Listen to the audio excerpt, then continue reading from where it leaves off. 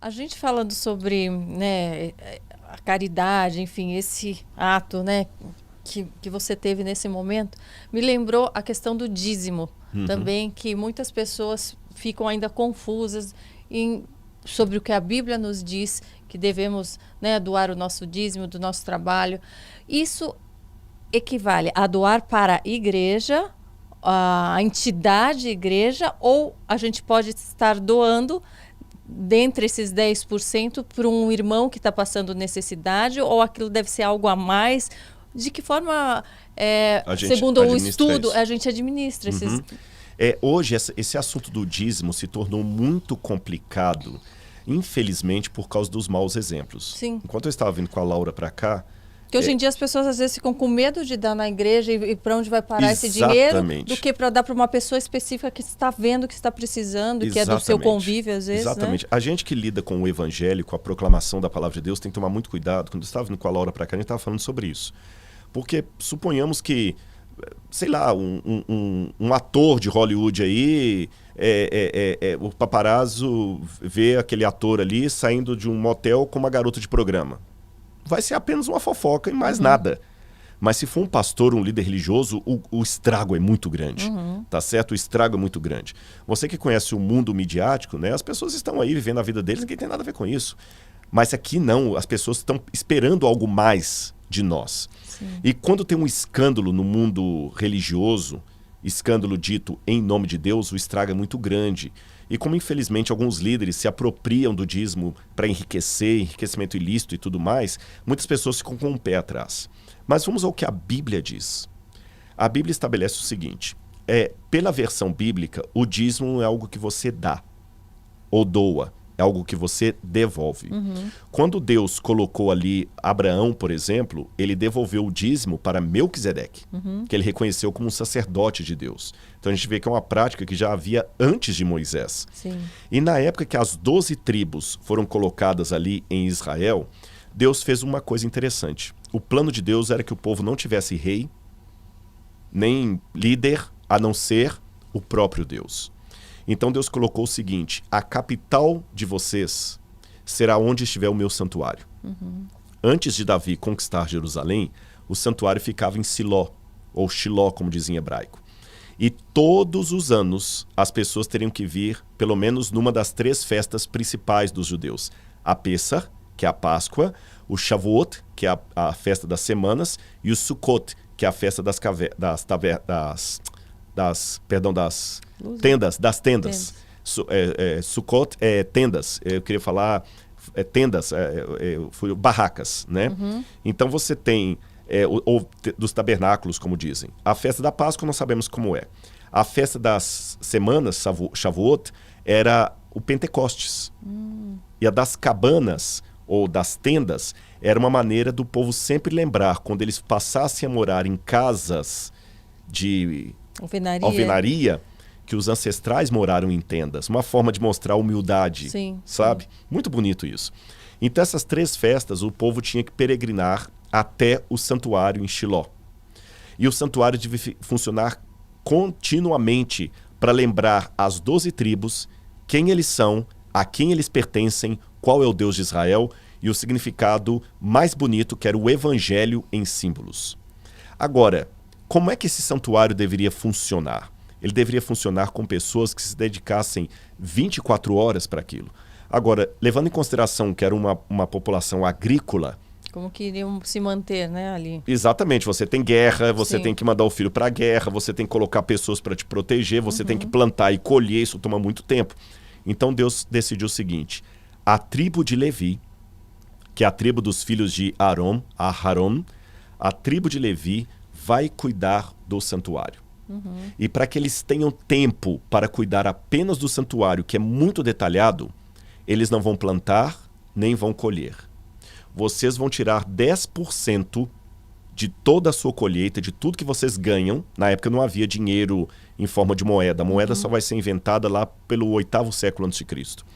Vocês vão tirar 10% de tudo e levar para o santuário para a manutenção daqueles que trabalham na obra, na tribo de Levi. Então eles levavam de que forma? Levavam em forma de cereais, ou em forma de animais, ou em forma de ciclos de prata. Quando alguém vendia, porque os ciclos de prata eram pedaços de prata que pesavam numa balança. Então é como se eu falasse assim, Karina, eu quero comprar esse tipo óculos. o quilo do ouro. Que Exatamente, a gente já, Quanto que custa esse sofá? Esse sofá aqui custa 300 gramas de prata. Aí eu pego 300 gramas de prata e te dou pedaços de prata. Depois inventaram a moeda. Então as pessoas deveriam levar para manutenção. E os da tribo de Levi, para não se enriquecerem, eram os únicos que não tiveram uma terra para eles. Eles viviam sustentados dos dízimos que os outros davam. Com o passar do tempo, na época de Malaquias, Deus advertiu ao povo: vocês me roubam. E vocês perguntam, em que nós te roubamos? Nos dízimos e nas ofertas. Ele fala, trazei os dízimos à casa do tesouro, para que fique cheia a minha casa. Qual era a casa do tesouro? O templo que eles estavam reconstruindo, o templo. Na época de Jesus, havia o shekel do templo. E Jesus nunca se opôs a isso. Já havia a questão de impostos e tudo? Havia impostos, e o imposto era separado do dízimo. Não fazia parte. Não fazia parte. Aí, quando vem o Novo Testamento, o dízimo continua. Tanto é que o dízimo continua que Paulo fala o seguinte, eu tenho o direito de viver do dízimo. Mas como Paulo tinha um problema ali, que muita gente não aceitava o apostolado de Paulo por causa do passado dele, Paulo falou, olha, para evitar confusão, eu vou ficar trabalhando em tendas, fazendo tendas como eu sempre fiz, mas eu teria o direito de viver do evangelho, viver do dízimo. Quem prega o evangelho tem o direito de viver dele, dizia Paulo. E as igrejas cristãs sempre tiveram o dízimo. Então a função do dízimo é a manutenção da obra de Deus. Então, elencando, qual seria o fator básico para o dízimo? Pagar a líderes, pastores, missionários, ajudar pessoas que estão na janela 1040. O que é a janela 1040? Quando você pega o mapa mundi e faz ali os quadrantes e tudo mais, a janela 1040 equivale justamente àquela porção do planeta Terra onde a maior parte das pessoas não são cristãs, onde é proibido pregar o evangelho.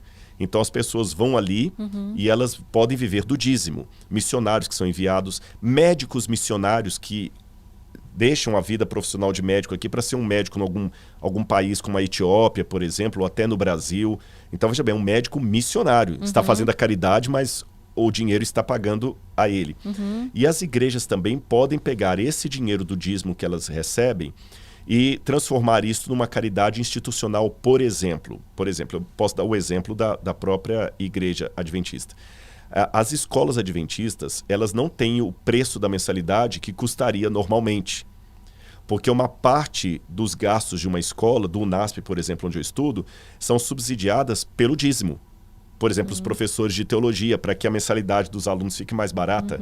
Você está entendendo? Porque na conta não fecha, só com a mensalidade não fecha. Estou falando com conhecimento de causa. Então ajuda. E nesse aspecto, por exemplo, eu, Rodrigo, eu prego em muitas igrejas. Já preguei em Igreja Batista, Assembleia de Deus, Batista do Calvário, Getsemane, Metodista. E muitas vezes os irmãos perguntam assim, quanto que é o seu sermão? Eu não cobro. A única coisa que eu peço para ir pregar lá é a passagem de avião, se for um lugar longe, ou a gasolina do carro, se for um lugar que dá para ir de carro, e um hotel para ficar, para você ter um pouco de privacidade. Mas eu não cobro. Às vezes, ao caso de algum lugar ou outro, alguma igreja dá uma camisa de presente, alguma coisa assim, mas não faz parte de eu sou proibido até pela igreja de cobrar. Mas e daí como que você vive? Como você paga aí que é o as suas interessante. coisas? Como nós temos os dízimos, pelo menos o sistema que eu trabalho é assim. Esse dízimo ele tem uma divisão? Tem uma divisão. Acontece assim.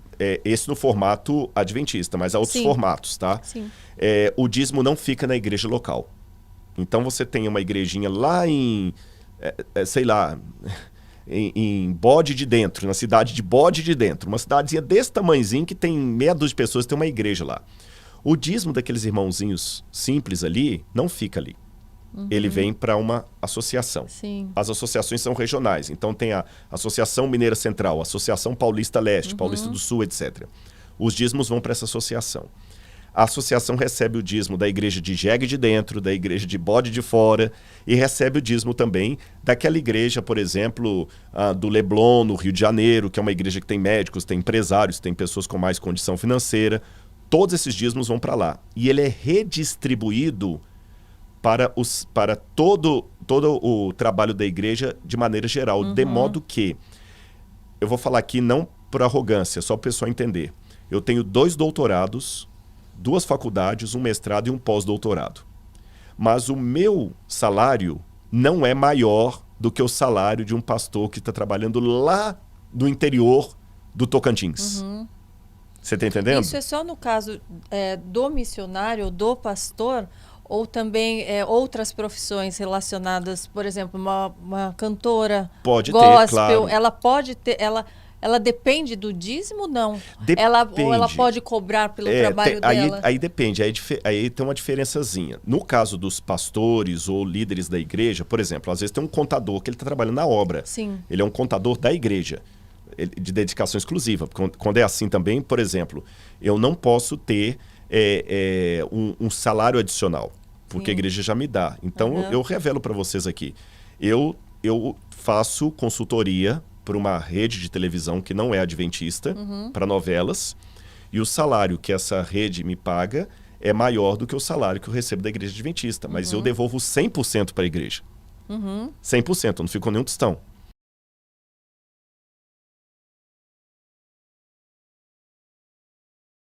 Muito legal esse trecho, muito inspirador, mas não perca o episódio completo.